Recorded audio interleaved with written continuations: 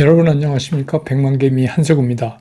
8월 28일 월요일 시장 정리하겠습니다. 지난주에 이제 그 파월 의장의 잭슨홀에서의 발언의 내용을 보면 사실은 좀 매파적 그 내용이었어요. 그렇지만 이제 파월 의장이 이거를 비둘기처럼 발표를 했기 때문에 미국 시장은 지난 주말에 3대 지수가 모두 상승을 하면서 마감을 했습니다.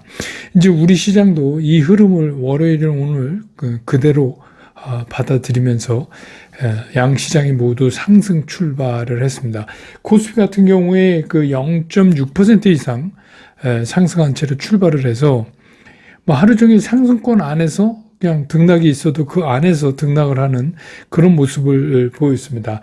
장 초반에 매도 우위를 보이던 외국인들이 그 장 중간에는 매수 우위로 전환을 했다가 장이 끝날 무렵에 다시 이제 매도 우위로 돌아가는 그런 모습을 보여줬습니다.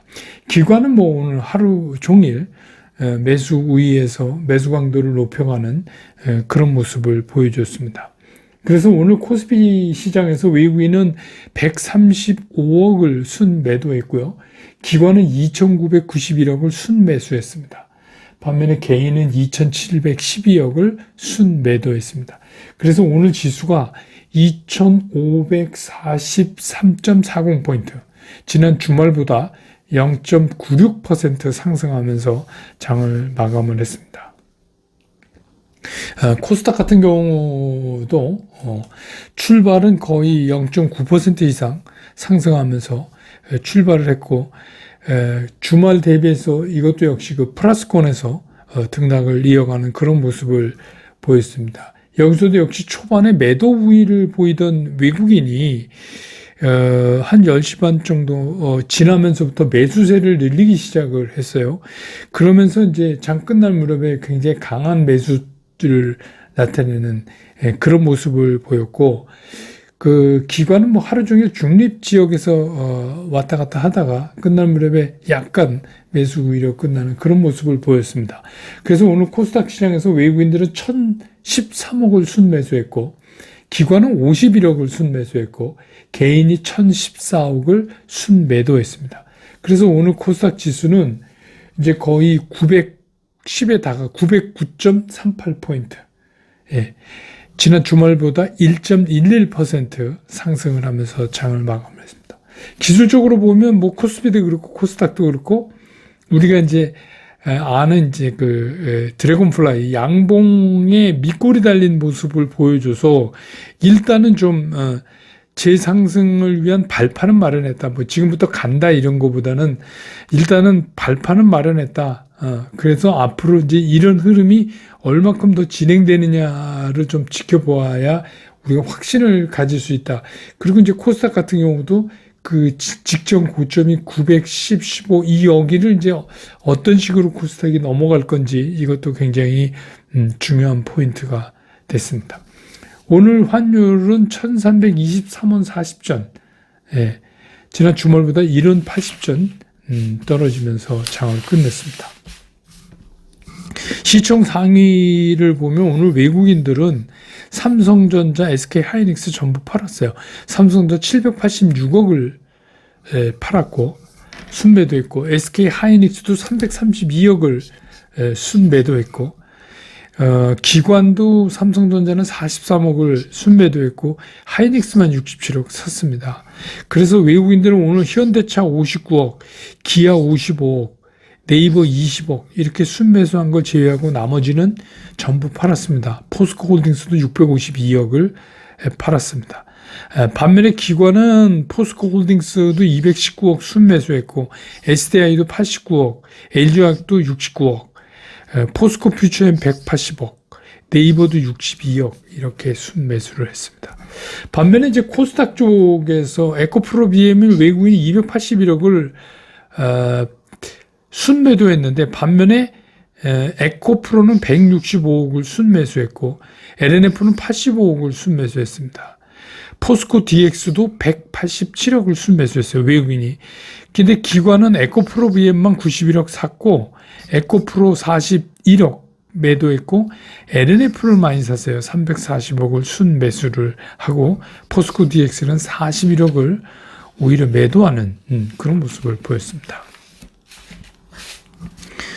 그러니까 뭐 어떤 그 섹터 쪽으로 해서 움직이는 이런 것들이 이렇게 일제히 움직이는 그런 것들이 좀 없어진 그런 모습입니다.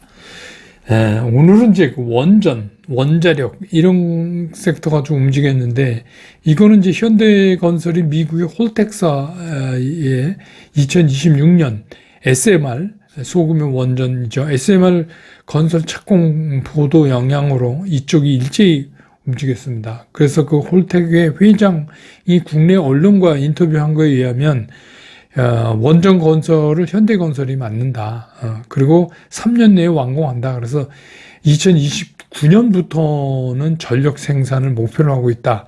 그래서 이게 미국 내 수주 규모가 제대로 뭐 다 딴되면 4조가 넘어갈 듯하다. 뭐 이제 이런 얘기들이 나오고 있어요. 또 이 원전 관련해서 오르비텍은 일본이 이제 오염수 방류 이런 것 때문에 그게 방사성 그 측정 제품 판매가 부각이 되면서 오늘 상승하는 그런 모습을 보여줬고, 일부 종합상사는 뭐 STX하고 포스코 인터내셔널 이거는 이제 그 2차 전지 기초 소재 쪽 확보 문제 때문에 이제 그렇게 움직였고, 그 다음에 이제 조선 기자재, 이게 여러분 아시지만 이제 여러 차례 말씀드리지만 조선업계 호황은 뭐 여러 차례 말씀드렸고, 그것 때문에 이제 이 기자재 쪽이 낙수 효과를 좀 볼 수 있다. 그래서 이 8월에 국내 조선사의 수주잔고 합산이 3,988만 CGT예요. 이게 이제 표준선 환산 톤수라고 하는 건데 이게 5년 이래 최고의 수준을 지금 보이고 있다. 그래서 이제 조선 3사가 2026년까지 일감을 일단 확보해 놓고 2027년에도 독구가 상당 부분 채워져 있다. 그러니까 일감이 충분하다 이런 얘기죠. 예. 그래서 오늘 이제 조선 기자재 이렇게 움직였습니다. 또 한 가지는 이제 뭐 중국 소비재 관련, 여기에서 재미난 게 밥솥, 면세점, 여행, 화장품 등등 뭐 이런 거요. 그 중국인이 쇼핑 필수품이 이제 우리나라 밥솥입니다. 왜 여러분들 기억하시겠지만 예전에 저희 때도 일본 가면 왜 코끼리 밥솥 다 하나씩 들고 왔었잖아요. 이제 그게 이제 우리나라 넘어와서 중국인들이 한국에 오면 무조건 쿠쿠 이거 사간답니다. 밥솥. 예, 하나씩 다 들고 간답니다. 쿠쿠전자가 지난달에 면세점 매출이 전년 동기 대비해서 592%, 그러니까 거의 6배 가까이 늘어난 거죠. 그러면서 이제 뭐 화장품, 여행, 뭐 이거는 또 반사이익을 보는 게 일본이 오염수 방출 때문에 이제 그 일본산 불매운동 중국에서 들어갔잖아요. 그렇게 하다 보니까 이제 화장품, 여행 이런 게 반사 이익을 좀 보지 않겠냐. 실제로 이제 그 중국이 그 단체 관광 허용한 후에 실제로 거의 우리나라에 오는 사람의 10배가 일본을 갔는데 이제 여기에 조금 우리나라 쪽으로 많이 오지 않을까 하는 기대도 있고 뭐 그래서 이제 움직였습니다. 그 다음에 이제 정유 섹터가 싱가포르 복합 정제 마진이라는 게 있죠. 이게 이제 15불 7센트예요. 근데 이게 5월에는 4달러였거든요. 그러니까 거의 3배가 뛴 거잖아요. 그런데 이게 이제 정제 마진이 15달러를 넘어선 게 지난해 7월 이후 13개월 만이라고 합니다. 그래서 이제 정유사의 하반기의 실적을 상당히 기대한다. 이러면서 이제 정유 쪽이 또 올랐고, 그 다음에 이제 노르페인트 쪽은 이건 뭐 디지털 혁신 중견기업 육성 사업자로 선정됐다. 그런 것 때문에 좀 올랐고, 오늘 시장의 특징을 이제 정리하면 한마디로 이런 거죠. 일단 잭슨홀 미팅이 별일 없이 넘겼다.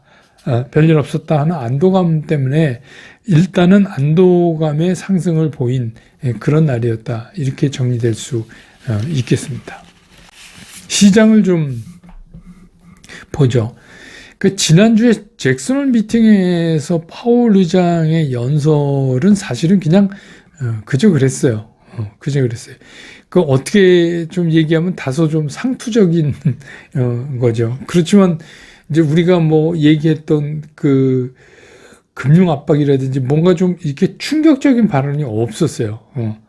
근데 뭐 표현은 강성이에요. 근데 이제 표현은 강성을 피했지만 내용은 그냥 강성이었어요. 뭐 할 말 다 한 건데 사실은 늘 하던 그 소리가 그 소리 뭐 이럴 정도로 이제 시장은 받아들이면서 일단은 시장은 반등을 했습니다. 그게 이제 그럴 수밖에 없었던 게 파월 의장이 잭슨홀에서의 발언을 그 전에도 뭐 인플레이션은 일시적인 거다 이랬고 또 작년에는 인플레이션 잡으려면 뭐 고통을 좀 감내해야 된다 뭐 이상한 소리 해놔갖고 그런 것 때문에 이제 그걸 많이 생각했겠죠. 그래서 이번에는 여러 가지로 굉장히 잘 다듬어진 표현을 썼어요. 그래서 뭐 그럴 수밖에 없었을 거다. 근데 실제로 내용을 보면 뭐 금리 인하 얘기를 한 것도 아니고 수치 봐가면서 더 올릴 수도 있다는 얘기를 한 거고 뭐 그런 거죠. 오히려 어떻게 보면 크리스틴 라가르드 여러분 아시는 ECB 총재 여자분이요. 이 연설이 더 똑부러졌어요. 인플레 목표치는 2% 유지하고 임금이 지속적으로 가격을 이렇게 쫓아오면서 그게 인플레이에 스며드는 그립 인트라는 말을 쓰는데 스며드는 것을 이 각국의 중앙은행들은 주의해야 된다. 어텐시브 중요해야 된다. 이렇게 이제 주의해야 된다. 이렇게 아주 명쾌하게 얘기를 했어요.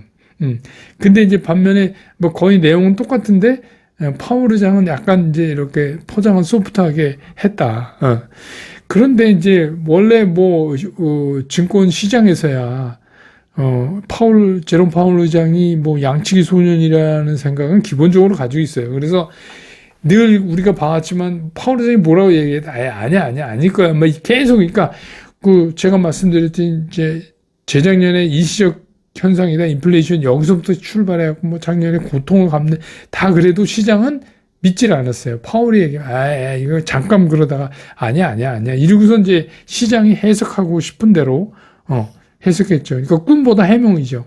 근데 이제 그 해몽을 자신의 생각대로 여러분들도 뭐 꿈꾸고 가끔 꿈 해몽 찾아보신 적 있습니까? 근데 이제 꿈이 선명하면 괜찮은데 좀 아리까리한 거 있잖아요. 어떤 때는 이게 길몽이기도 한 것 같기도 하고 흉몽이기도 그럴 땐 대개의 경우 길몽으로 해몽을 하죠. 자기 편한 대로. 그래서 이제 주시장도 약간 그런 거죠. 다만 이제 그 채권 시장은 그래도 이제 상당히 긴장을 하고 있어요. 아직까지는.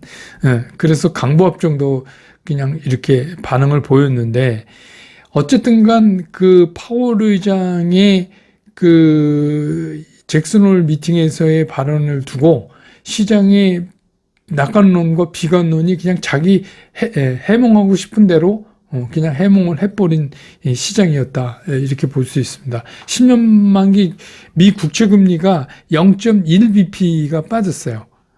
0.1bp. 30년은 1.77bp가 빠졌어요. 그러니까 이게 채권 금리가 약간이지만 빠졌다는 얘기는 채권값이 올라갔다는 얘기잖아요. 그러니까 이렇게 채권 시장이 다소 이제 주춤거리니까 아주 발빠르게 장기채를 목적으로 하는 장기채 ETF가 올라갔어요.